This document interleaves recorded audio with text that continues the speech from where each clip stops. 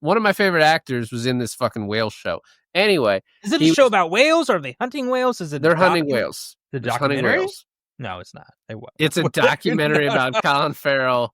Anyway, I'm glad you realized your question was dumb before I pointed it out. Because I thought, it's a fuck. Like he was like in his downtime, he hunts whales. I finally watched. I finally watched. I finally watched. I finally watched.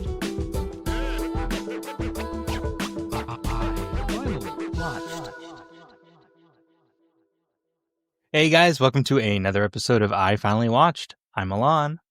And this is David. And today I finally watched The Batman. So, first of all, remove let's make it cleaner. When I saw that, I was like, what is that? And that's, of course, it used to be called The Batman. When this came out, there's a lot of hoopla about Robert Pattinson being the star, a lot of controversy, which I guess he played into because he was like, I'm not working out at all for this role, which was just a lie. Like, he did work out for it. Right. I don't think I had strong feelings either way. I think this was towards the area of time where I was over superhero movies, and then it was 3 hours long. And you were, of course, going opening night to these things still, and you're like, "Oh, it's great." I was like, "I'll eventually get there. I'll get there." And then we did the pod, and I was amazed at how much I liked this movie. Yeah, it's good. And it was so good. And the concept of it, the fact that Matt Reeves was like, I want to do a standalone Batman movie. It's Batman, but you could honestly make it not Batman and it would be pretty much the same thing. And I just want to make my movie. I came up with this idea that we're going to do at the end where you and I are going to cast the Batman movie. And I didn't really put this parameter on it, but I did it as if it's sort of a standalone movie. So a lot of the people that are in it are sort of people that you wouldn't see in a superhero movie, but they're like, oh, it's a one-off. I'm not stuck in this. So yeah, I'll agree to do it. Because I think that's such a smart idea that like Hollywood, although obviously there's about to be the Batman 2, or at least there's a good chance it's going to happen. Right. But the thought of taking something like this IP and saying, we're just going to do one and we're going to try and do it really well. And, maybe it'll lead to a second, but hopefully not, and that's not really the goal. I think is so smart. And also just, I would have never had the thought to cast Robert Pattinson in this. And besides like his emo Spider-Man 3-esque hair that he had going on, I thought he was great in it. Yeah, I mean, so it's a superhero movie. I'm a slut for superhero movies, so I'm going to go see this opening day. And my wife and my sister-in-law was living with us at the time. Or maybe she was just visiting, but my wife surprised us with tickets. She's like, I got the tickets, opening night. We're going to go see it. And I was like, awesome. We get to the movie theater and they're like, oh yeah, down the hall to your right, first door on the left. And I was like, nah, it can't be, because I've been to that movie theater 1,000 times. I know what's down the hall on the right, first door on the left. It's the 4DX movie theaters. Right. And I've never been in one. I've heard kind of what it's about, but I just was like, never imagined that I would enjoy a movie that way, especially. Well, hold on. So I wasn't really paying attention to the runtime either. And I didn't really know what it was. So I turned to my wife and I was like, this is a 4DX showing. She goes, oh no, I just bought the ticket that fit with the time. She goes, I thought I got IMAX. Like, that's why it was more expensive, and it said IMAX, and our movie theater kind of flubs it on Fandango. It's like IMAX quotation 4DX. That's such a fuck up on her part. And so she was like, all right, so we're gonna go see it. And she's like, oh, do you want to like refund the tickets? I was like, no, I'm excited. I'm here with my sister-in-law, my wife. We go inside, we sit down, and the 4DX has like a little intro being like, weather, movement, blah, blah, blah. And I was like, oh, this is about to be the coolest fucking experience ever. 3 hours later, and you have to imagine the way that the 4DX is like laid out for this movie particularly, is that there's a lot of like driving motorcycles in the rain. Yeah. And it's windy, it's Gotham. It's almost like a perpetual storm. It's never good weather, right? Yeah. And there's a lot of outside shots in this movie. So it is raining in the theater almost the entire time, and it's windy and it's cold. Okay? Hold on. Also, there's a lot of punching in this movie. Batman gets punched. He does a lot of punching to other people too. Yeah. And there's a lot of shooting with bullets, and there's a lot of Do they fucking shoot you? No. So every punch, every bullet, every hit against a wall, like someone slamming their fist down on the wall, there's like acupressure things in the back of your seat, and so they come out and punch you in the back of your kidneys every fucking time. And it was so interesting. It was such an experience that and the flying, right? When he jumps off the GCPD and he and gets that little parachute thing, the seats lifted up and and then the turbine fans really kicked on, and you felt like you were fucking, flying like rated R Soarin' almost, right? You know what this reminds me of, like, the Honey, I Shrunk the Kids at Epcot. Yeah, but Batman, right? Turned up to 11. And anyways, we come out of there, and my wife literally is like, I'm gonna barf. I need to go to the bathroom. And I was just like, that was one of the best experiences I've ever had. She hated it, but I fucking loved it. I might have enjoyed it more than that. I think I've told this story before, but I went and saw Bad Boys 3, Bad Boys for Life, with my brother.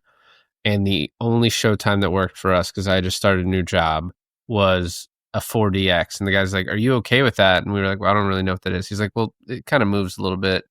A little bit. Yeah. And so he's like, oh, okay. Yeah, we'll go in. We get in there, and the opening commercial for 4DX goes. And 30 seconds in there, my brother's like, can we leave? Should we leave?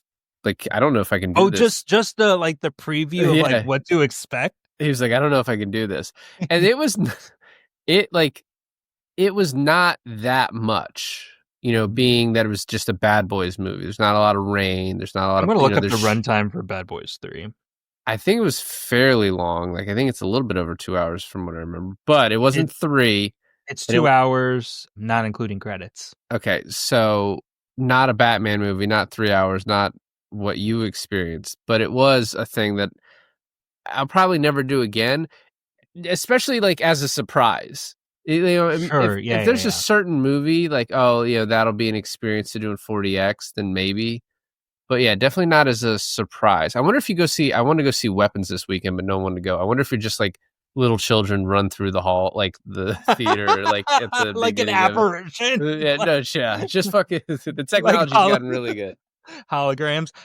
I actually wanted to go see the new Superman movie in 4DX, but by the time that I was going to go see it, it was replaced with the Fantastic Four, and it was not going to come back. And I was like, oh, that's a bummer. Was that going to be that would have been cool. Was that going to be your fourth viewing of it? Yeah. Oh, Lord. So before we get started, there's two main points that really stuck with me. One is a lot of my struggles with current superhero movies is just the global nature of it, because, you did 20-something movies in the MCU, culminating in Infinity War and Endgame. Yep. And then I'm sort of fatigued on that, to then get hit with oh, this is what I really want to see, are these contained stories. And, it's hard in Marvel because you're like, well, why aren't all the other superheroes here? They could easily help with this. Well, that's always the question, right? Why isn't this an Avengers level threat? Yes. Yeah. Where's Captain Marvel, who could solve this so easily? Well, what's also this is coming off of is the downfall of the DCEU, right? Because you had Man of Steel back in 2013. Yeah. You have Batman v Superman. You have Justice League. You have Aquaman. I think The Flash actually came out a year after this. But that was just in the can for so long because of right. But I'm saying drama. That Shazam, right? You build up Shazam, and you have all those things too. Shazam got a sequel. Shazam got a sequel. Aquaman got a sequel. That was the last one I watched, and it was just so bad. Anywho, my point is that I remember when this movie was announced and Robert Pattinson was announced, and everyone was kind of confused, like, oh, is Robert Pattinson replacing Ben Affleck as Batman? And personally, I was never a huge fan of Ben Affleck, but thinking that Robert Pattinson is going to replace Ben Affleck, I just thought to myself, I was like, where the hell are they going with this? Right? And then it was announced, oh, this is going to be kind of separate, own thing, separated from the whole thing.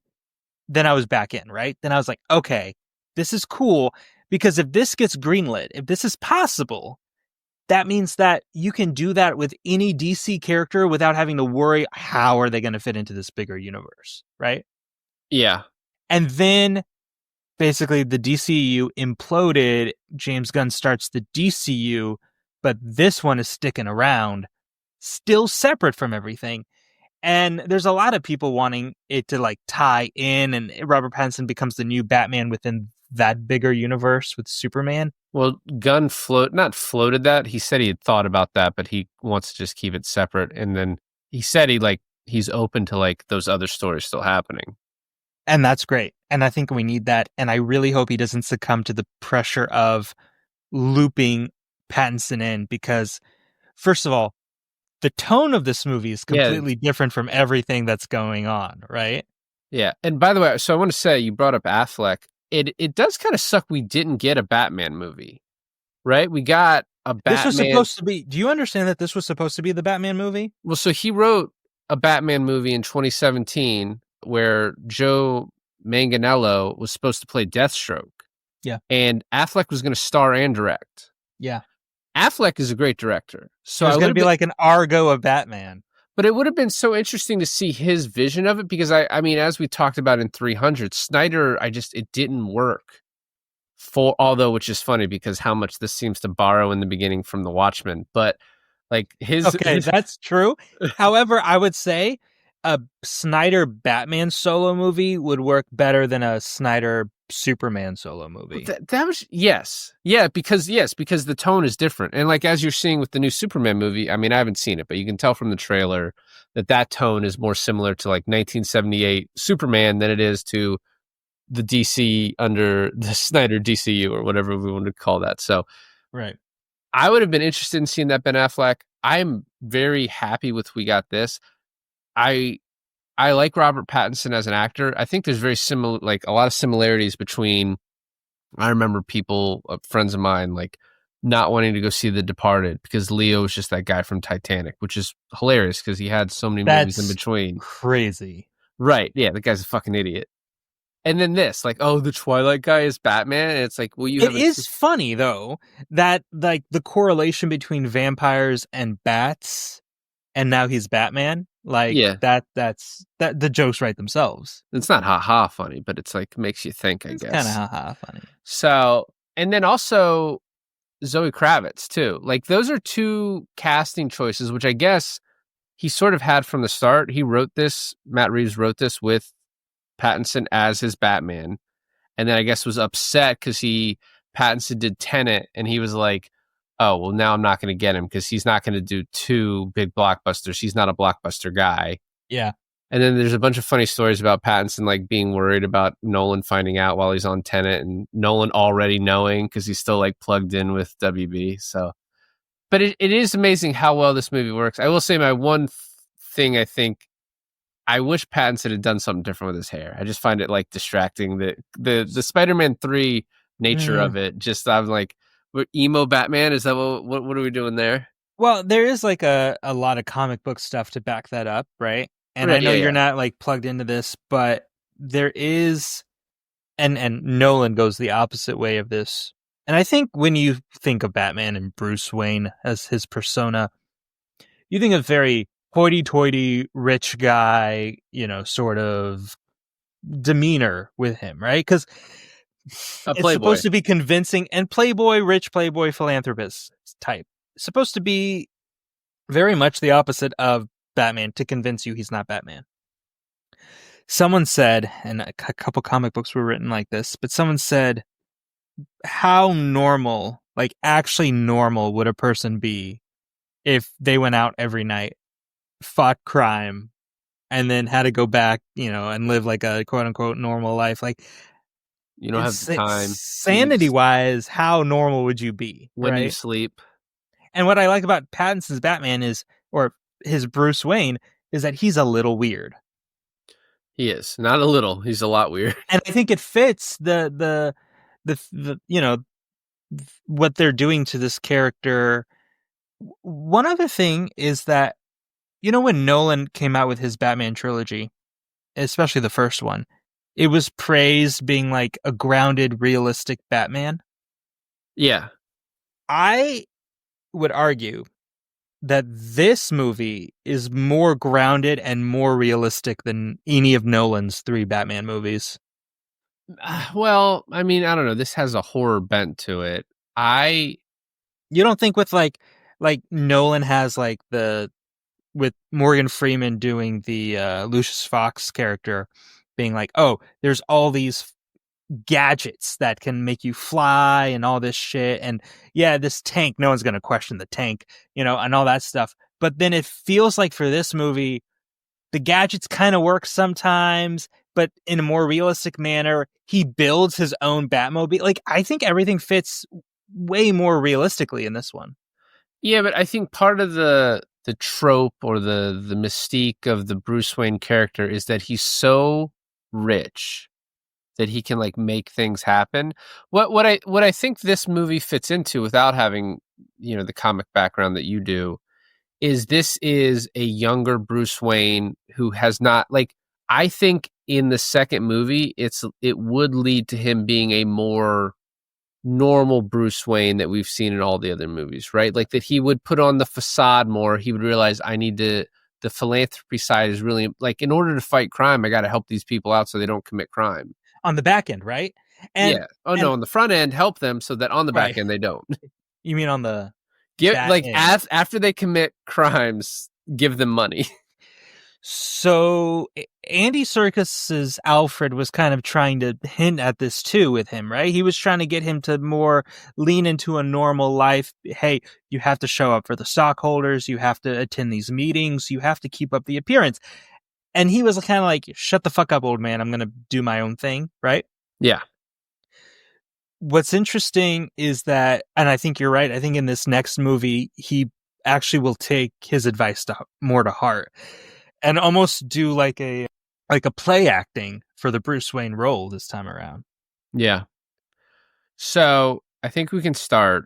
This opening is obviously playing with the idea that this is the origin story, right? That the Waynes someone is watching Bruce Wayne as a kid, and there's Thomas Wayne, and you're about to see them killed.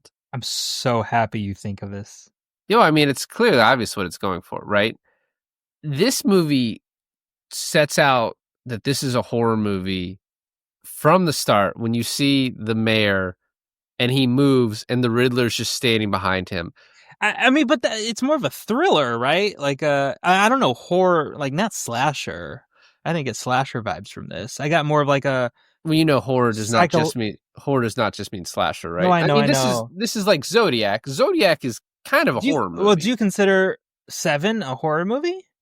It's if it's not a horror movie, it's one of the most fucked up movies, right? Like, I think it's a mainstream horror movie, right? It's not Halloween. It's not a Scream movie. It's like it's elevated horror, right? Like it's going for.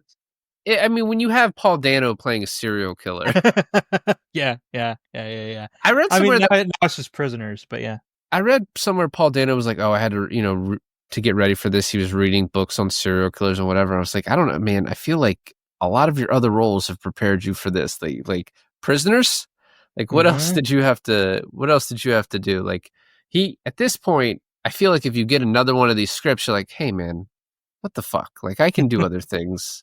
Like, I know I'm good at this, but can we mix it up? And Matt Reeves even says, like, oh, this is based a little bit on the Zodiac Killer, which is also why this feels so much like a Fincher movie. Well, even on the Riddler's chest, first of all, his whole getup is very Zodiac. And then the symbol of the question mark Just replace that with the zodiac mark, right? Like that. It's Well, and zodiac. in one of his things, he says, "This is the Riddler speaking," which is like, "This is the Zodiac speaking." Also, the letters instead of to the Well, newspaper, there's ciphers. it's to Batman, right? Yeah, I And mean, there's ciphers. Yeah, I mean, it is. And we're pointing out quite the obvious at this point, but yeah, no. Well, I don't think a lot of people caught this. I mean, so like theft or homage or whatever it is, like Matt Reeves borrows a lot from this, because then it starts out with some narration where it is Rorschach narration, right? It reminds me so much of The Watchmen. I also get a little bit of Unbreakable vibes that he's like, I got to go out and find crime. And he's just walking through the streets as it's raining. Like, does he stick his hands out and touch people and, figure out if they're going to commit crimes? Like, I enjoyed all that, like seeing the things that it kind of relates to. There's even a scene later on, which I don't want to talk about in depth, where he's like draws a bunch of shit on the ground to like figure out what's going on. And I was like, that's fucking the first Sherlock Holmes movie with Robert Downey Jr. Yeah. I mean, here's the thing, right? The message of the movie is the transition from Batman standing for vengeance to then standing for hope, and realizing vengeance makes him no different from the bad guys, right? The S stands for hope. The S stands for vengeance. Man, when I tell you in the beginning where the narration is like, they fear me. All I have is fear because I can't be everywhere at once. And we have the drop heads robbing the store, looking up at the sky, just sees this bat signal, and that's enough for him to like dip, right? Yeah. The graffiti artist looking down the alleyway and just seeing black is like, well, he could be there, and that's enough for them to dip. Yeah. That is right on. I mean, what is that? Like 10 minutes into the movie? Not It's even? like it's basically how it opens. It's before we get him going to the first crime scene, I think. It is. That is probably up there in my favorite part of the movie, because it really establishes how Batman is kind of everywhere at once without having the ability to be. Well, and something I read, someone that pointed this out smarter than me, was like, and you notice he doesn't go after the person robbing someone who's like, oh, I need money, or the person who's like got some political message they're writing in graffiti on the bank. He goes after these, I guess they're called Joker thugs. So I guess these are related to the Barry Keoghan character at the end. Spoiler alert, right? Yeah. Mm-hmm. And because they're just picking on a guy to pick on a guy. They're just evil for evil's sake. It's actually, I think, from what I understood, it was a gang initiation from the guy who was half painted. Yeah. I know. Yeah. He was like, go kill him, and then you'll get your whole face painted, and we'll have a whole little party about it. Right. And I just remember the meme of him punching that guy, and they just like, it would repeat it over and over again because it's like, Batman doesn't kill. And it's just like, he clearly is fucking murdering this dude with punches. Oh, but that first line, though, it's like, who are you? Boom, boom, boom, boom. I'm vengeance. Like, holy fuck, dude. Yeah, it's very good. And I mean, that's also the point of, that's what he is in the beginning of this. So Gordon calls him. They go to the crime scene. I love that he walks past all these cops, and then there's Martinez just sitting there like, whoa. I'll stop him if no one else will. I also, I mean, the biggest character arc besides Batman himself is probably Martinez. True. Yeah, true. He's like, I see the value in you. Yeah. And I think it's funny. So there's a cipher. The thumb's cut off. He's like, oh, the thumb was cut off while he was alive. And he's like, the cipher is, or the riddle, what does the liar do when he's dead? And he lies still. And this starts a trend of Batman guessing every riddle within seconds. I think it's just supposed to show he's very smart. Right. But he never misses a one. Right. He's even batting 1,000 on riddles. Even at the hot streak, like the one after the other with the DA at the funeral, right? Yeah. He's just like feeding him the answer, you know? I kept expecting in that scene for the Riddler to be like, hey, quit fucking helping him. I don't think he cared. I mean, it was more towards the Batman anyways, right? Well, I think, and also he probably knew that he wasn't going to answer the final question. Like, it was a trap to where he's like, I know you won't give this up because, yeah, you're right, your family will die.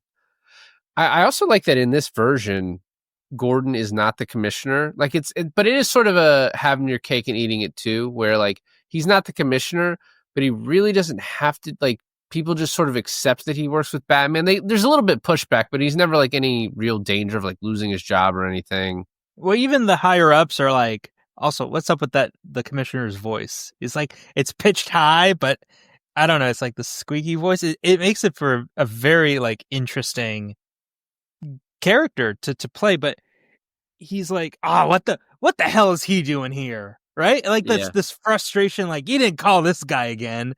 And Gordon's like, hey, listen, first of all, he helps us, right? And second of all, this is kind of to him. This is about him and we don't know how, right? So yeah.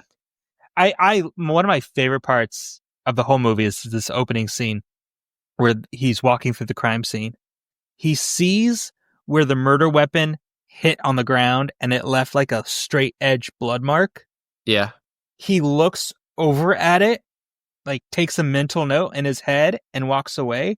And you see the forensic photographer run up and like take a picture of it. Like, oh shit. Yeah, we missed that. Well, the other point is because he has that recording of it, he's looking at everything very slowly so that he has good video of it later. When I say this movie is like grounded and realistic, I'm not talking about the recording contact lens. Yeah. Well, no, I mean, it's probably legit. So, and then this narration comes back. Maybe the city is beyond saving, but I have to try. And he has this journal. And I guess the journal is supposed to be sort of it's inspired by Dr. Jekyll and Mr. Hyde, which also is like, he's sort of two people, right? He's Bruce Wayne, but he's also Batman. And he's like, I need to remember what Batman does. He says that to Alfred. You know how people are talking about Tobey Maguire is good Peter Parker and an okay Spider-Man, but Andrew Garfield is a better Spider-Man and not a good Peter Parker, and Tom Holland is like best of both worlds, or whatever anyone's opinion is.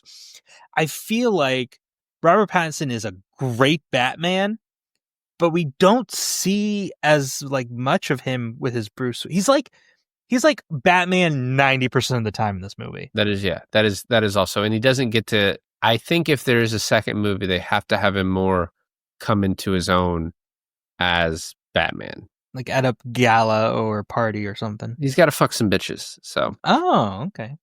Andy Serkis, I think, is such an interesting choice for Alfred. And then at one point, he makes a joke. He's like, "Oh, back when I was in the circus," I was like, "Is that just a play on the words?" But, I watched that and I caught that too. Yeah. So apparently, circus is like code word slang, whatever. For he used to work for MI6. Oh, so, really? I thought he was like juggler. So, which actually makes Andy Serkis a much better choice because, like, he is. I mean, we saw him in the Marvel movie. He's like got an imposing figure about him. Like Andy Serkis looks like he can throw down a little bit, especially at this point in his life. So, I mean, that's canon. Is Alfred is ex-military, and in the beginning when Bruce Wayne is training to not necessarily be Batman, but just be able to defend himself, right? Yeah, you get a lot of Alfred teaching him karate, tai chi, etc., etc.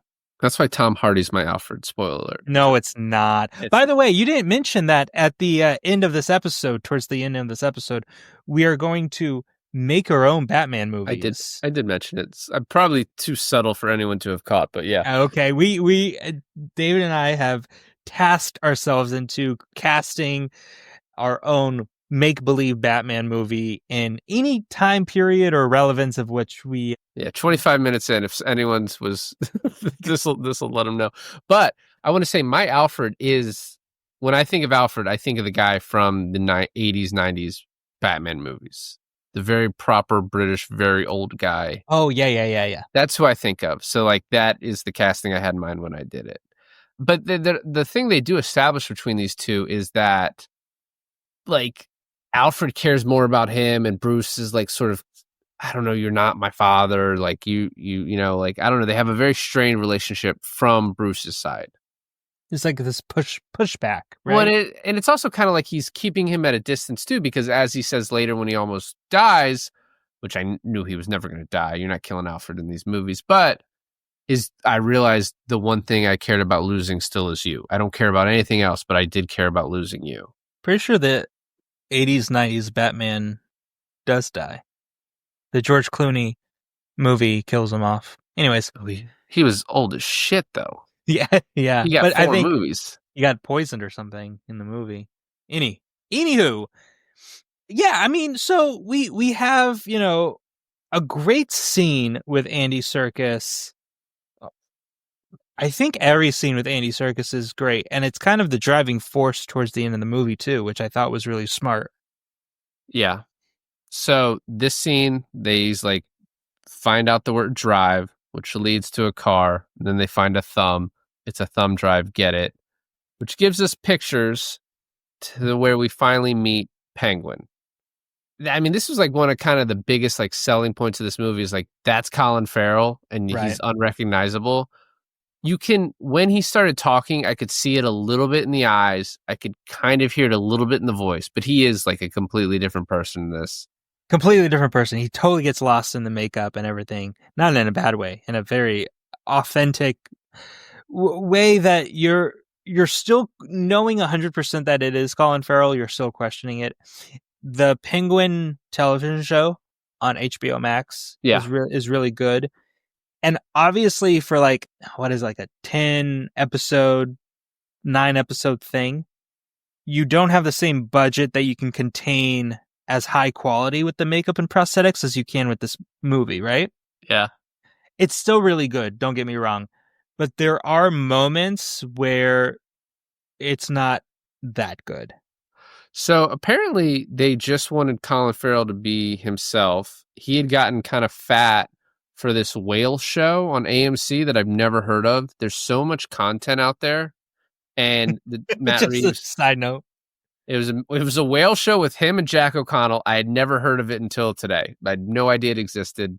That one of my favorite actors was in this fucking whale show. Anyway, is it a show about whales? Or are they hunting whales? Is it? They're hunting whales. The documentary? Hunting whales? No, it's not. It's a documentary about Colin Farrell.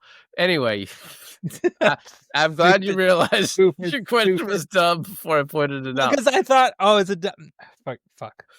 Like he was like in his downtime, he hunts whales. The narrator of the docuseries. Just give up. Okay. Anyway, Matt Reeves asked him if he would keep the weight on, and he was like, Colin Farrell said, I can't. I feel so unhealthy. Like I have to lose it. So, and then they're like, oh, well, they were just going to make him a gangster. And then they decided to do the makeup. It looks amazing. One of the best parts of the movie. And also his lines back and forth with Batman like are Gordon so and great. Batman. Yeah. Yeah. And he's like, about getting the blood on the suit. And he's like, yours are mine. Oh, that's actually one of the henchmen, but just, fucking the fight scene getting into the club, getting to him is great. And then at the end, he like says something to him and he's like, why don't you ask the mayor's wife? And he's like, too soon?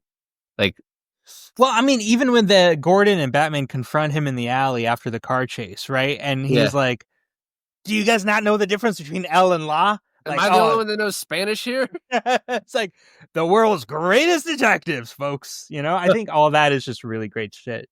Well, then he has to waddle away as a penguin because they just leave him tied up. It's awesome. This is when we meet Catwoman, although she's never called Catwoman in the movie, Selena. And he can tell a lot of cats. He can tell she recognizes the girl who turns out to be her roommate, Annika. And then the Catwoman costume is so subtle. It's very good, right? Like, yeah, I like that. It does make me, when you see that, and I know like no one would accept this in this movie, but he doesn't need a cape in this movie. Does it serve any utility in this movie at all? Does he ever use it once? Actually, it kind of hinders him at the end. Isn't he like dragged by, right? It reminds me of The Incredibles where Edna Mode is like, no capes. I mean, yeah, he's got a bulletproof costume. Why does he fucking need the cape? The cape in other movies served a purpose. It was like a fire repellent. And it was the thing that made him like glide from building to building. Mm-hmm. Yeah. This, though, in this, doesn't the cape reverse, and that's what kind of comes out of the flight suit in this movie? I don't know. Maybe. I thought he just had like a flying squirrel suit that was part of that. I don't know. Yeah. Well, I mean, it's Batman. You can't have Batman without the cape. So he follows her. She goes to get the passport of her friend, and then they go back and she's gone. And then we get the second victim, which is the commissioner. And it's like, this is like straight out of Saw. I guess the rat eats his face. Yeah, it is Saw. Yeah, not great. And then she tells him A about the rat, club. the rat. You mean the 12 rats? Yeah, whatever. Yeah, I guess you need to make sure it's a lot of rats. So then they find out about the club within the club, and the line, the line from the trailer. You got a lot of cats. It's a great line. They said Robert Pattinson's not doing a voice. He's kind of doing a voice. I think every Batman now is a little bit affected by what Christian Bale did in those movies. Like, it's hard not to be. The only time that because when he's Batman and he's like, I'm vengeance, right? That's a Yeah. voice. When he's talking to Selena Kyle, he's not really doing a really deep voice, but I swear it's different from when he talks to Alfred, except when she contacts him again on the eyepiece, or he tries her again through the eyepiece, right? Or no, Yeah. sorry. He notices the contact is like in looking at a sign that says "Call me" or something, right? Okay.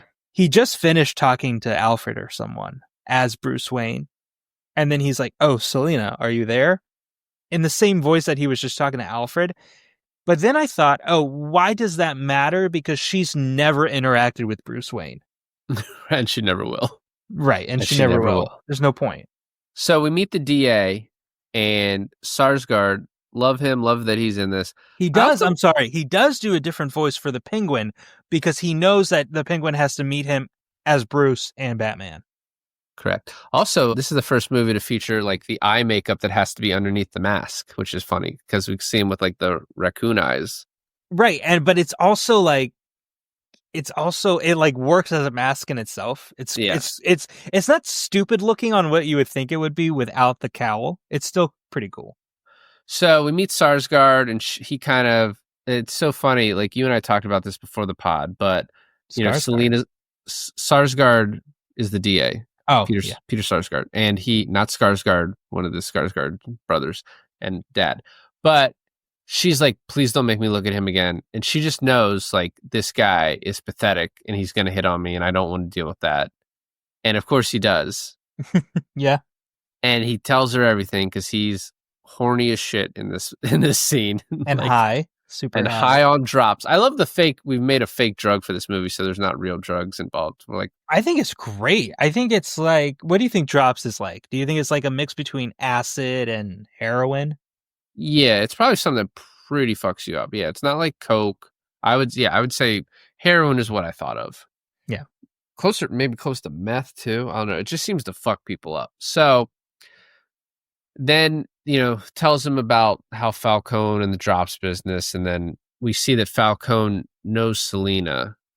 A huge payoff of this is later on where Gordon is talking to Batman and he's like, you telling me that the biggest bust in GCPD history was faked, right? That's when you realize that it was all corrupt and phoned in so that they could keep, like, on paper it looks good that they did it, but then on the back end they could keep dealing and wielding. Yeah, you know what is interesting to me is they keep mentioning this other bad guy, Maroni. Yeah, Maroni. There's not a Maroni in this movie, right? Like, that character does not appear in the movie. No, so it's part of the Batman lore is that Gotham is really run by the Falcones and the Maronis. Yeah. Which like is also the Crips and the Bloods. And then, but on the good side, right? It's run by the Waynes and the Arkhams. And Martha Wayne was Martha Arkham. Which is new, and I really like that, because now that means that Arkham Asylum is in his family. Yeah. So he's running that place now. The scene where she runs outside to get a taxi, right? She leaves because she just saw Falcone, which is her father, which, by the way, is that canon? That's not really anything. Okay. So she runs outside. The DA follows her. You didn't notice this, but I don't know if you went and watched it again. You can hear breathing from the DA's car. Well, okay, so I watched it again, but you know what I also noticed is that every time the Riddler is there, but before you see him, like his presence, and then every time he's going to make a kill, or not necessarily a kill, but like his next move, Ave Maria plays in the background. Yeah. Every single time. Yeah. Yeah. It's a great song. It's a good choice. But I just like, it's gonna like, so when you hear his breathing and she's like, hey, why don't you I'll give you a ride. Like, obviously, she's not going to, because he's about to get taken. Right. And then he's also creepy as fuck. Yeah, it's a good choice. She makes good decisions. I like how she just walks away and he's just like, okay. That's probably smart. Good job, Selena. Anyway, gets in his car, looks over, and his headrest is down. Which you think like, oh, he's gonna get choked, but no, he just beats him, just keeps hitting him to where. And then the shot from above, as you just hear the horn. There's so many cool shots in this movie. This guy was like, let me show you what I can do with shots. Shots. So the next we're at the memorial, and everyone's there. We finally see Falcone, which John Turturro as Falcone is a great choice. I guess it was Matt Reeves' like first choice that he wanted Turturro for this. And then we find out about how Falcone, his life was saved by Thomas Wayne. Yep. And which is obviously going to lead to what we find out later. And then Bruce is going in there talking to random different people. All the people he kind of looks at and suspects turns out to be like the Riddler's like followers later on. Right. Which is really cool. So real quick, and I know we talked about this before recording, but I would like to mention this movie takes a lot of the really famous Batman comic books and kind of puts them all in this one movie, and not in a way that is horrible. Obviously, it's good, but the lore where Bruce Wayne saves Falcone's life, and now they're in the pocket of, like seemingly in the pocket of Falcone, or seemingly in the pocket of Wayne, but then that's taken in the wrong way. That's from The Long Halloween. Right. There's also later on where the Arkham mentioned that his mom's maiden name is Arkham.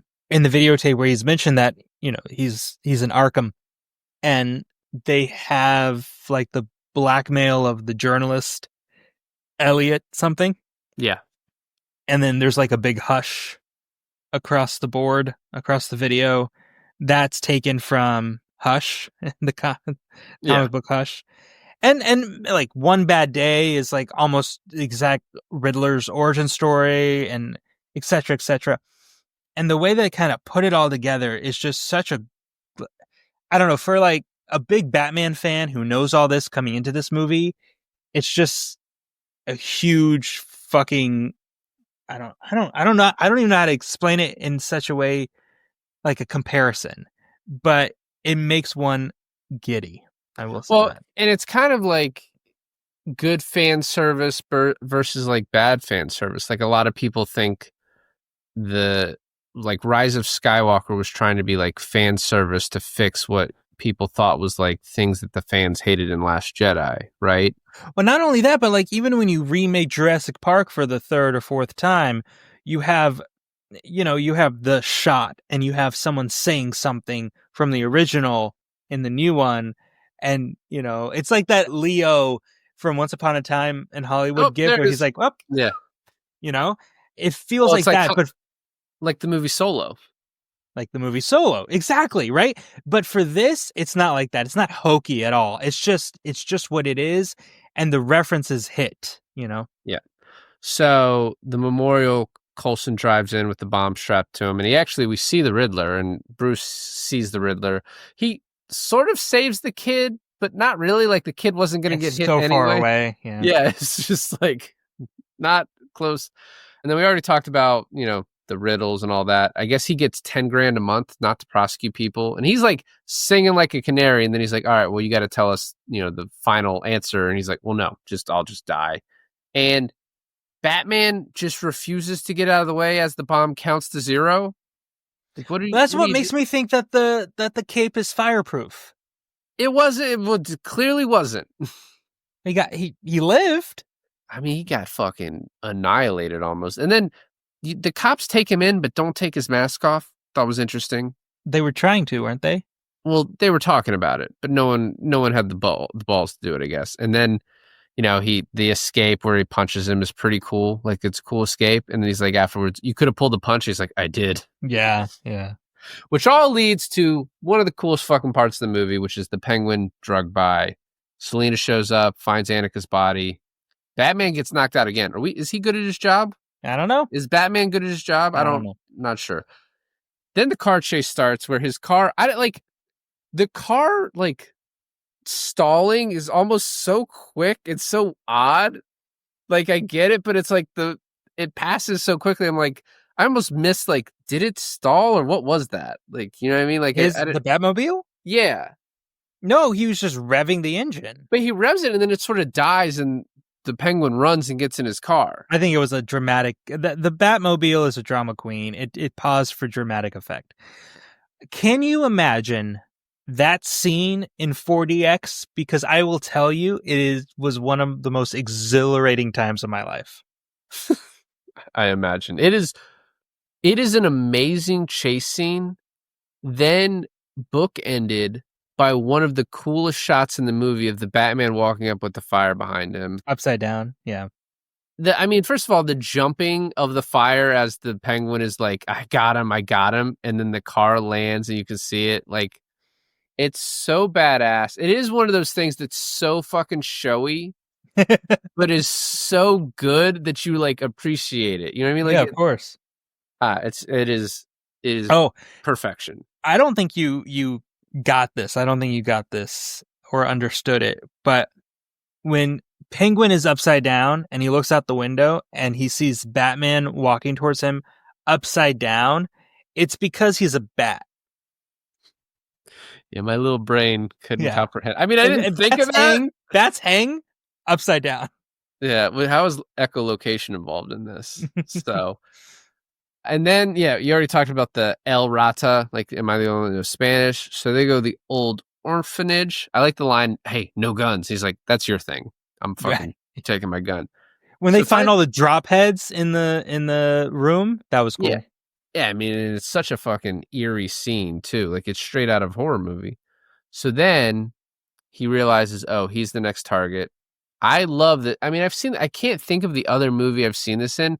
It's sort of similar to the end in this where, Bruce can't stop it, but he's like, you think he's rushing home to stop this from happening. It's like, no, this happened an hour ago. I've been trying to call you an hour. And, he throws the letter away, and then Alfred is in the hospital. I mean, that's what he gets for opening someone else's mail, you know? But I mean, it's also probably his job. I don't think Bruce is a big mail guy. But if Bruce saw the package, he would have been like, no, that's the Riddler. Man, maybe we open that one outside. So we find out that Falcone is Catwoman's father, and then we get the latest. Oh, she's like, help me kill Kenzie, and we'll kill all these people, all of them, the Waynes, everything. She's like, what do you mean the Waynes? He's like, oh, well, the latest video about the Waynes. And so it's just the whole thing that you already talked about Thomas getting a reporter killed. So he goes to Falcone. The way he goes to Falcone, sort of, it looks exactly the same way that the Batman goes to the Penguin in the beginning is really cool. With the same bodyguards, but this time their noses are broken. Yeah. And so then he's like, hey, and he tells him, he's like, your father asked me to scare the life out of this guy, so I handled it. And then he's like, and then I'm pretty sure Maroni killed your father. And you're like, what? Like, immediately, though, he then goes to Alfred, who's like, no. Your dad's not a bad guy. He was protecting your mom. He didn't think Falcone would do it. But, of course, Falcone wanted to have something over your fat dad, so he did it. And then he's like, so I'm pretty sure Falcone is the murderer. These are like back-to-back scenes. Yeah, but the whole point, and I think something so great in the Batman lore, is that you don't know. Correct. And you will never know. Right? Was it the Joker? Was it Falcone? Was it Maroni? And then even if you find out who pulled the trigger, right, it's Joe Chill or Joker before he was Joker. It doesn't matter because who paid him, if anyone. Or was it just a mugging of some dude? I think the fact that even this movie didn't answer that outright, I think is still, it's a good choice. Yeah. Did you notice, I can't remember which scene this is because it wasn't really important, but he goes into his family's room and there's a family drawing and it's got Thomas in black and red and Bruce in black and blue. And that's because, like, in the alternate universe where Thomas becomes Batman, he wears red and black.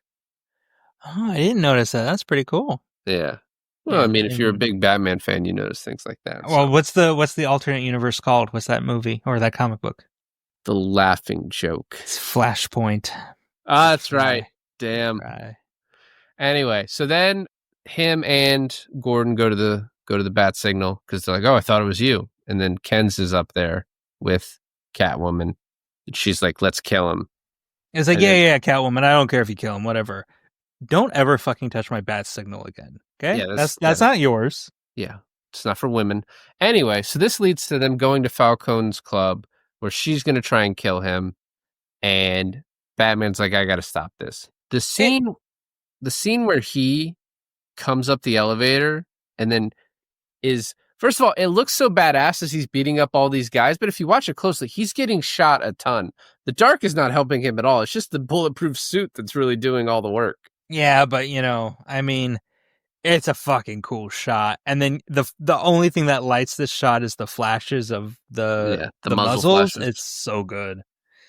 I was going to talk about real quick is the romance between Catwoman and Batman. And I didn't have a problem with it because I did feel their chemistry, especially when they first meet and they're fighting right before Kinsey walks in and he puts his hand over her mouth. I felt their chemistry, but I thought it was a little too early for a kiss, unless that's just how kind of like Selena Kyle rolls, that's comic book accurate pretty much. She's going through a lot though too. Emotionally? So what are you implying? No, I'm just saying, did you feel their romance or did you think that it was a little abrupt? It's a little early, but I definitely think she appreciates what he's doing for her. And so, and then also she is going through a lot, like her friend was just killed. The way she's like, why do you wear this mask? Are you horribly scarred? And his answer is, yeah. Yeah, totally. So on the inside. Then they take Falcone outside. He's like, I ain't saying shit. Oz like starts calling him out and then he gets shot. So they go look for the Riddler. Oh, and he even says like as Falcone falls and he's like, bring him into the light. You see the light shining on him. Mm-hmm. And I guess if you look closely, we could see the Riddler's apartment like several times. Yeah. Throughout the movie, which I didn't go back and watch, but go into the Riddler's apartment. He's not there. And you're like, oh fuck, we got to find this guy. He's like, oh no. The Riddler's apartment looks like Kevin Spacey's apartment in Seven. Yeah. Yeah. Or just his normal apartment. So then this is where I keep all the boys. You want to know how I got these boys? The diner scene is so fucking creepy. Oh, yeah. I actually forgot. Like, I watched this for this, and then last time I watched this movie was 2 years ago. I'm like, oh, he jumps out the window. Where does he go? Oh, like down a block? Yeah. So he's like, oh, I'm waiting for my pie, which is based on I forget which one it is. It's a real serial killer who's like, oh, but I just put a roast in. I mean, you want creepy lines? Take it from real serial killers. So they pull out his ID cards and like, which one is you? One of the cards says Patrick Parker. Did you know about this? No, go ahead. So Patrick Parker is known as one of the aliases of the Riddler. Of Ed Nigma? And I guess that was a stage name, Edward Nigma. But anyway, it's been just known, but no one could point to where it was in the comics. Apparently, in 2013, someone just edited the Wikipedia page to include that as one of the names, and it just became canon that this was one of his names, but no one could point to where it was from until they figured out that it was fake. And so that's like pretty awesome, actually. Yeah, so some dude is just like, yeah, I'm pretty important in the whole Riddler lore. This was me. Yeah, but funny enough, is like that's such a Riddler move. Yeah, that's also true. So I expected the whole time that they're at his apartment and there's a bunch of weird shit in there. I was like, did we check for booby traps? I need a line saying like, hey, we've cleared this apartment and it's safe. Because I think something's about to happen. Oh, yeah. You think he has it rigged or something? Yeah. And then as they're all like, oh, there's this one video that's like password protected and you see Bruce Wayne looking around. It's like, I know who you are. I know the real you. and like he sees pictures of Bruce. He's like, oh fuck, this guy knows who I am, leading to the meeting, which The is interrogation scene. such a fucking cool scene. I guess Paul Dano was allowed like 70 takes on this and just kept getting like crazier and crazier. And then he would stop and like go to the director. He's like, is that okay? Is that too much? And the director's just like, fucking, let's just do it again. Let's keep going. Like, Let's yeah. keep going. Yeah. Yeah. I hired you for you, man. Like, Ave Maria. So great. It is like, I know movies like this don't get nominated for like acting outside of like obviously like the Heath Ledgers and the, you know, Joaquin Phoenix, right? Like it's rare, but he is so fucking good in just this tiny scene. And it is a scene. He's excellent in the whole thing. I mean, we really get what he's all about in this scene, but even the little clips where he's video chatting in, it's still pretty good. And so this whole time Bruce thinks, oh, he knows who I am. And then he sort of reveals. Did you think he knew who he was? Yeah. I mean, yeah, I thought so. Yeah. As it was going along, I was like, oh, maybe he doesn't. And then he's like, he just, once he realizes he doesn't know, he like starts attacking him. He's like, you're a pathetic nobody. And then one of my favorite lines in the movies, no, this was not how this was supposed to go. Right. It's like meeting your heroes, right? Yeah. He writes a review on like, he was such a dick to me. Like, he doesn't appreciate his fans at all.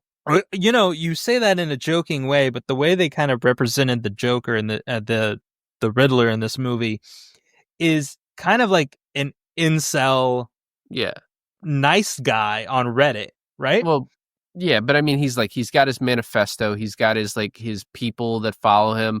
One of the users was Hold the Line, which I was like, I don't know, are you guys doing like all the people that were like buying AMC stock and like what's that other stock that people are GameStop? Yeah, like so all the GameStop people are fucking incels too. Like, is that what we're saying? Like, I don't know. Like, it was. I do think there was like a little bit of like social commentary at the end of this that I was like, I don't know, it bordered on like, are you trying to throw too much in at the end in a 3-hour movie? But I thought it was fine. Like, I thought it was pretty good. I didn't think so. I think it made the point that it wanted to make, right? Is that this ideal that he had was shared amongst a certain population that felt it too, that wanted to be seen, that thought that life was unfair to them. Well, yada. And that does tie into like the GameStop people who are like, the game is rigged, which by the fuck away, the game is rigged, guys. I don't know if you understand that. I'm not going to go out and do anything about it, but it is rigged. We're losing. But, you know, and then you have the whole vengeance thing where the guy says it back to Batman, and that's where he stops and kind of understands about himself, like, hey, if I keep going down this path, I'll be no different than them, right? Yeah. But do you think that realization kind of enables the self-sacrifice he did to like jump and cut the electrical wire? I just thought like, hey, there's another way you could have done this that wouldn't result in you almost dying. But, you know, then he had just taken the Bane juice at that point, so he was pretty indestructible. Do you think that's what it was? Or do you think it was just a shot of adrenaline? No, I mean, I think it's what it is, because apparently that was in one of the comics or in a run of comics, he like gets addicted to the Bane juice. No, sure, but it was green. Matt Reeves introducing toxin into this? I don't know. I think it was just a little bit of like a lot of like these movies, like nods to the fans. Yeah, exactly. So at the end of the interrogation, he's like, well, wait, you didn't figure out my last thing? Like, it was all there. He's like, oh, maybe you were not as smart as I thought. He turns it around on him, being like, oh. So one aspect about this interrogation scene is that there's like this tug of war between the Riddler's music and the Batman music. Oh, okay. And then at the end, when he's like, oh, you didn't solve this, it's like the Riddler's music comes in and sort of dominates the end of it, which I think is really cool use of that. That is cool. Apparently, the Batman music, the first 4 notes is just from the Imperial March, which, yeah. Of course, I'll take it. Yeah. I mean, why make anything better when you just have, like, one of the best things? So when he goes back to the Riddler's place and Martinez is there and he's holding the carpet installer thing and he mentions it about it, and he looks down and he starts ripping up the carpet. Martinez is like freaking out, right? Yeah. He's like, hey, whoa, are you supposed to be doing that? And then eventually he's just like, I mean, he is the Batman. And he's like, oh, fuck, what'd you find? When the vans start blowing up, like as he's reading it, the vans start blowing up. And you just see the shot of the Riddler, boom, like mouthing, boom, boom, boom. Paul Dano at his finest. He was so good in that. So everyone goes to the arena with the mayor. She tries to calm things down, immediately gets shot. Gordon tries to tell her, not a great idea. How do you feel about that? Maybe she'll learn from this moment, and the rest of her mayoral, time will be better. Her slogan was pretty cool, though. What do you think about it? Hope? No, it was like it was a real change, but her last name's Real. Yeah. What did you think of the Joker's plan? Blowing up the city walls. The Riddler. The Riddler's plan is blowing up the city walls, getting everyone into the arena, and then having his followers.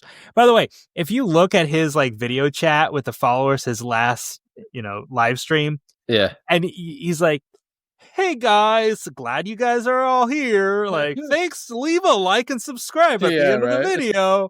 And then all the comments are like, "Tonight's going to be awesome. Did everyone buy their guns? Does everyone have their proper What caliber? What caliber?" Yeah.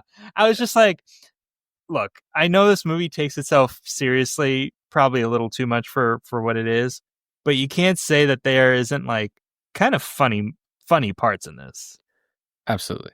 So the Batman entrance is fucking awesome. How did he do that? Did he rig that up ahead of time, or what was it? I think he was like running around the roof, like throwing little bombs, and then he's like detonate and jumps in, is what I would guess. And then he does the smoke bomb to sort of distract, and then takes a shotgun to the chest and is about to get his head blown off. Obviously, Catwoman's going to save him. The Bane juice, which it's awesome. And then he cuts the wire, saves everybody, saves the people from electrocution. And then he reaches out his hand to the mayor, and she's like, I don't know. I haven't done the polling to see if I should shake your hand and get help from you. So he grabs the little boy. The little boy's like, fuck this, lady. Get out of the way. Get out of the way, bitch. I like it's the same little boy whose father died in the beginning. Yeah, it's Mitchell. Yeah. And they see, like, he sees him at his dad's crime scene, right? Yeah. And he's like, he's trying to help me. Let's do it. His whole speech, his inner monologue about how he doesn't have to stand for vengeance. That's not what the city needs. The city needs hope right now. Awesome. In the comic books, Batman kind of comes to this realization because he adopts Robin. I don't know how old Robin has to be for me to be convinced that Robert Pattinson would be a good father. He's not adopting someone for a while. Oh, he would adopt that kid, Mitchell, as his Robin? I mean, why? He has his mom. His mom's yeah. This is she's just like, I'd like to adopt your son. The next scene is a high-priced court hearing where he's just rolling her over with lawyers and like, yeah, I'm going to take your boy. No, but I mean, not him specifically. I'm just saying a kid. Right. Robert Pattinson, I believe, is older than us, but still, and for me in my head canon, Robin is like 12 at least. And so Robert Pattinson at 40 years old adopting a 12-year-old boy is still kind of weird to me. Yeah, well, in my alternate casting, they are closer in age than that. So anyway, also the overhead shot of him with the red flare leading them through the water. Just another badass shot. And then we get the little Joker at the end. Fun fact about that, I don't know if you know this, but this movie was supposed to even be longer. So Batman kind of is at a standstill with the Riddler. He doesn't know where he's going to strike next. So this has to be before he confronts Falcone and brings him out, right? Yeah. He goes to the Joker for advice. I watched the whole scene. It's a pretty good scene. In much of a similar like setup where he talks to the Riddler behind the glass. Yeah. It's the Joker in Arkham. Assuming that this is Batman's second year fighting crime at the beginning of this movie, you then have to assume that he caught the Joker in his first year as being Batman. Or someone else caught him, maybe just slipped up. No one. Well, I don't think so. I think it would have to be like a Joker-related story where Batman, coming into being Batman, catches the Joker, puts him behind bars. He talks to the Joker. There's a whole scene between Robert Pattinson and Barry Keoghan talking about how he's kind of stuck. And it's totally off of like Clarice with Hannibal Lecter trying to catch Yeah. Bill, right? Yeah. And it was cut. And all we have is like that ending scene with the Joker, which I'm fine with it being cut. Honestly, I was actually happy with us not even seeing the Joker at the end. Yeah. So Barry Keoghan sent in a reel, he paid like $10 to film himself $10. to get like $10 worth of props to audition for the Riddler. And then he just gets a call from his management and he's like, they want you to play a small part. They want you to be the Joker. You cannot tell anyone about this. And he's like, fuck yeah, I'll do it. It's so funny because I just finished watching the Eternals because I think the Eternals and Batman came out in the same year. Yeah. And I watched Batman, Joker appeared. I was like, who plays the Joker? I looked it up and I was like, the fuckboy from Eternals? What? Not knowing anything about Barry at that point, but then, having way more of an appreciation for him later on. And that's the movie. Did you stay to the end credit scene? I did not. So at the very end, it just flashes El Ratalada. Oh, yeah. And Alada. it's an actual website you could go to, and like actually there's riddles on there that you can solve, stuff like that. So real quick, alternate casting before we do ours. Denis Villeneuve, George Miller, Ridley Scott, Matt to play Ross, Batman? Fede Alvarez were considered to direct. Right. Isaac Gonzalez, Ana de Armas, Natalie Emmanuel, Alicia Vikander, all screen tested for Catwoman. I think any of those would have been great. Great picks. Zazie Beetz also auditioned but was turned down because she had conflicts with Atlanta, and then she ends up getting in Joker. And Deadpool. So Jonah Hill was approached for Penguin, but turned it down due to disagreements over the character. That is so weird. Also, Matt Reeves wanted Seth Rogen to play Penguin. Those So I think Jonah Hill, I haven't seen him do something like that because this movie is not he would make it more comedic than Colin Farrell did, right? Like Colin Farrell's line deliveries came off as like sort of mean and like acidic, like attacking you, whereas Jonah Hill's would have been a lot funnier. So I don't know how that would have gone. Seth Rogen is such an odd choice for the tone of this movie. I just watched The Studio on Apple TV starring him, and it's a bit more of a serious role, and he's like one of those things where he's the most grounded character and everyone else is a loon. And I still don't see it. Yeah, it's odd. So in case Robert Pattinson wasn't interested, Nicholas Hoult was the backup. So he auditioned for Superman and tried to get this. And apparently Nicholas Hoult, Armie Hammer, Aaron Taylor Johnson, and were all considered for this. I guess Armie Hammer was cast as Batman in George Miller's canceled Justice League in 2007. Yep. Armie Hammer, is never going to be Batman. He would have been a good Batman, though. That ship has sailed. Anyway, Pierce Brosnan was rumored to play Alfred for Andy that's Serkis. A good Alfred. Paul Dano dropped out of the role, the Jesse Plemons part in The Power of the Dog, to star in this. And then I didn't know about this. So there was supposed to be a Batman versus Superman film in 2002 from Wolfgang Peterson, where Colin Farrell would have been Batman and Jude Law would have been Superman. That would have been super fucking interesting. That would have been so weird. I would have loved that. And then, so that's the alternate casting. This is the last only interesting thing. This movie is 2 hours and 56 minutes long, which is 12 minutes longer than The Dark Knight Rises, which is 12 minutes longer than The Dark Knight, which is 12 minutes longer than Batman Begins. I like it. Thank you. So let's get on with our alternate our Batman movie. I'll let you start, please. Okay. So I wanted to do any time period. Okay. You could choose the time period, but then everyone in it has to be sort of appropriate for that time period. And sort of you could explain why. So my director is Tom Shadyac. I don't know if you know him. I don't. So he works with Eddie Murphy quite a bit, and then he directed Ace Ventura: Pet Detective. So then my Batman, Eddie Murphy. No. Yeah. What? Yeah. I know. Hold on. It gets better. My Catwoman is Eddie Murphy. My Alfred is Eddie Murphy. I get it. Very funny. Hilarious. Now, what is it really?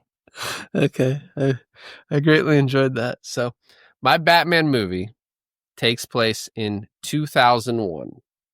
So You were even joking about that. Okay, go ahead. So in 2001, this is 4 years after the 97 Batman and Robin. So they're rebooting it, and they didn't wait as long for Batman Begins. And I somehow wanted to get Quentin Tarantino in this, and I realized he wrote a Star Trek episode. So it's not impossible that he would write a very contained Batman story that our director... Listen, Tarantino, I like it, but why does Catwoman stick her foot in Batman's mouth? Well, you see... that was maybe your best... we'll see... You see is maybe your best impression. Anyway, Thanks. Director Mel Gibson. Okay, in 2001, I can see it. 2001, that's right before Passion in 2004. The movies he's done previous to this, I think like this movie is like, hey, tonally we have to be a little bit more serious than the 90s Batman movies. We got too silly. We got to fix the tone a little bit. Quentin Tarantino writing, Mel Gibson directing. I also thought about Tony Scott, Ridley Scott, either of them. Tony Scott directed, Quentin Tarantino written. Anyway, so when we came up with this idea, I was like, it came from this Batman movie. It's a self-contained movie. So my Batman is someone who would never do this. But if it's like a one-off, maybe he would consider it because he is notorious for saying, never put on tights. He told that to Timothy Chalamet. My Batman is Leo. Wow. Leo DiCaprio. In 2001, okay. Right before, so he's younger. Mm-hmm. Probably would make more sense 10 Isn't that years like after right that. like around Aviator age? A little bit before Aviator. It's right around the same time as Gangs of New York. So he's young, but he's still believable. Right, okay. Yeah. So my Robin is only 6 years younger than him, but I have to get him in. It's Jake Gyllenhaal.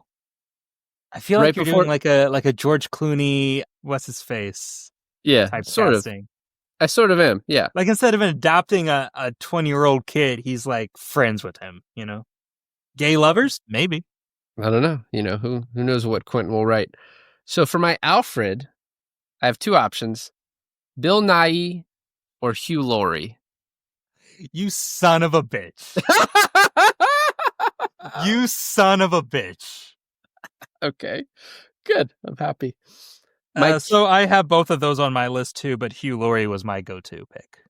And I'm basically just ending the Underworld franchise because my first choice for Catwoman, Kate Beckinsale. Ooh, nice. Yeah, she's good. But another one, which would be interesting, Natalie Portman is Catwoman. That would be an interesting one. With who's your Batman again? Leonardo DiCaprio. DiCaprio with Portman. That's interesting. Yeah. So who's your villain?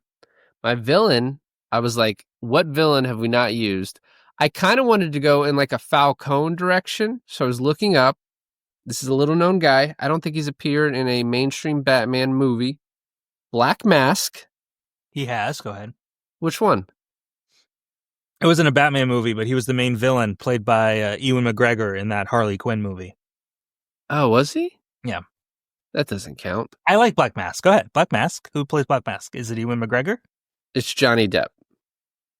You know, the fact that you're getting all these like real A-listers to be in a standalone Batman, I don't know if they would do it. Well, if I was really going to fucking stunt cast it, it would have been Bill the Butcher from Gangs of New York. Daniel Day-Lewis would have Daniel been my Day-Lewis? Alfred. I was thinking of Daniel Day-Lewis for Alfred. I was like, never in a million years. I'm not even. I didn't go too crazy, but no. My whole point is, you have a huge movie, and they're like, guys, you don't want to get stuck in this hell of having to do these over and over again. We're gonna do one. You only have to do one. We're gonna do one. We're gonna do it really good. The director was actually hard for me. But if the money is good, no, he doesn't do sequels. I know. Oh, that's good, dude. I like it. You want to hear mine? No, not really. So thanks for listening to. All right, go ahead. All right. So I'm kind of rewriting history here. So just kind of bear with me in my fantasy world. It's 2012. They ended Nolan's movie series with The Dark Knight. Never gets a sequel. Man of Steel, not yet to come. We're kind of looking for a new Batman to jumpstart the new DCU. So we're starting in 2012, 2013. I have either Peter Berg or Paul W.S. Anderson directing this. Those are choices. I don't know if they're good ones. So I like Peter Berg. I think Peter Berg's good. So although he did Hancock, so. So let's go Peter Berg, written by Sorkin. Okay? That's so fucking weird. And then, here's the thing. We're shooting this in 2012, but it's a 1960s-based Batman movie. I like it. Thank you. I'm going to work on my Batman. I have a top 3 and then the one I choose. So we'll start with Catwoman. My top 3 Catwomen are Lisa the One, Alexandra Daddario. Oh my gosh. Yeah. Rosario Dawson. Also a good choice. And my number 1 pick, Rebecca Ferguson. I like your movie better already. Rebecca, although, was she... Don't question it. Okay. All right. Continue.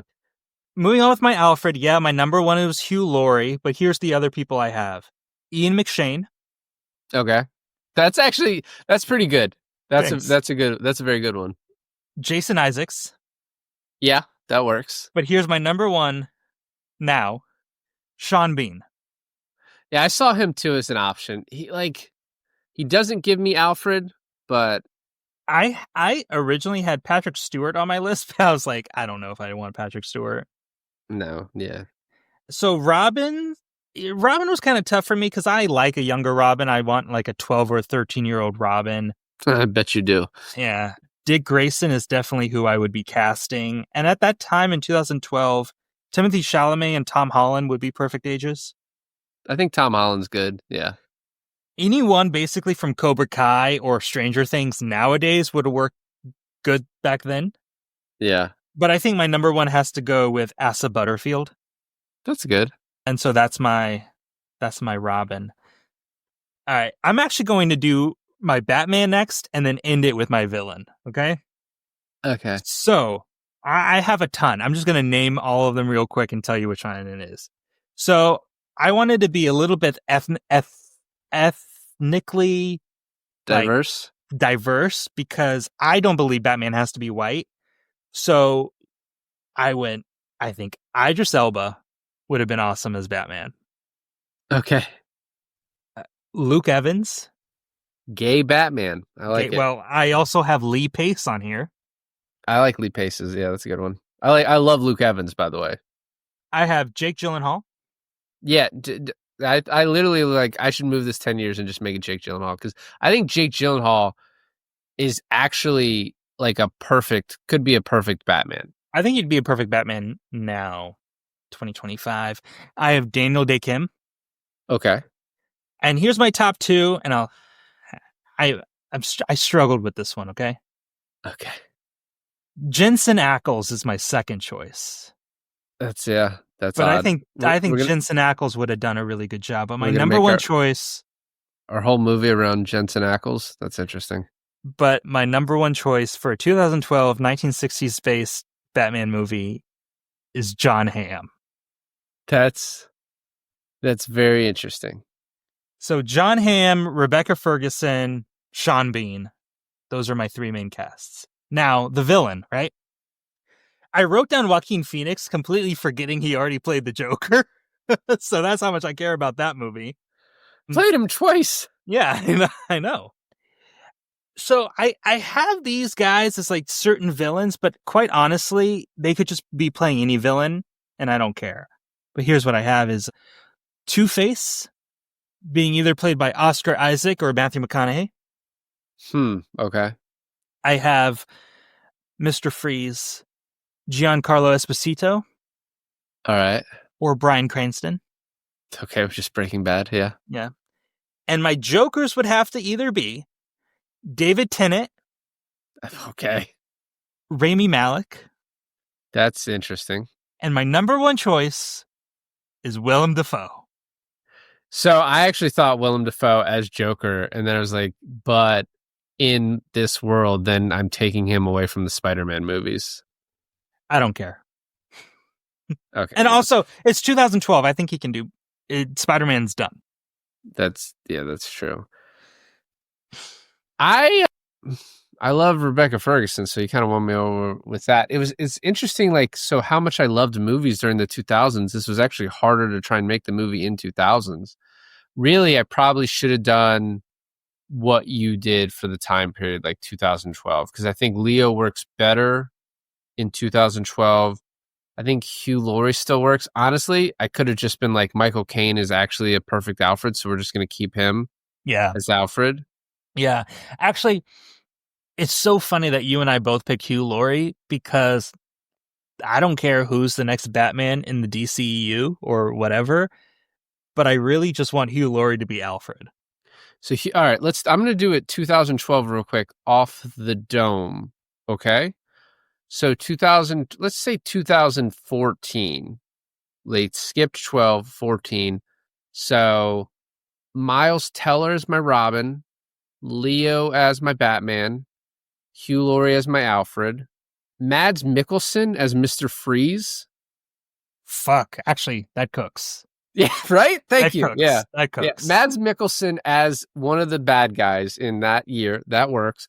And then for my Catwoman, yeah, someone hot, someone that I find attractive. So, I mean, it's too early for Ana de Armas. You know, Ana de Armas went, I mean, as I said, she went after this role. Like, that's interesting that she didn't get it. Yeah. So, yeah. Anyway, I think that was an interesting exercise. I maybe could have done a better job. I still think my Eddie Murphy plays all the Batman characters that would work. So, but whatever. I guess you didn't like that. Good joke. Good joke. You know what? Aaron Taylor Johnson is actually, never mind. He would be my Robin in 2012 through 2014. He's a perfect Robin. I think it's weird if you make Robin older than 12, honestly. Because that's the whole Robin character is that he gets adopted by Bruce Wayne. In the movies, you're not, like, yeah, that works for the comics and like a TV show, but in the movies, like, you can't have a little kid. Like, you just watch. You just watch James Gunn actually do it. Anyway, well, thanks for listening to another episode of I Finally Watched. This is David. And this is Alain. And I finally watched... David just watched... The Batman.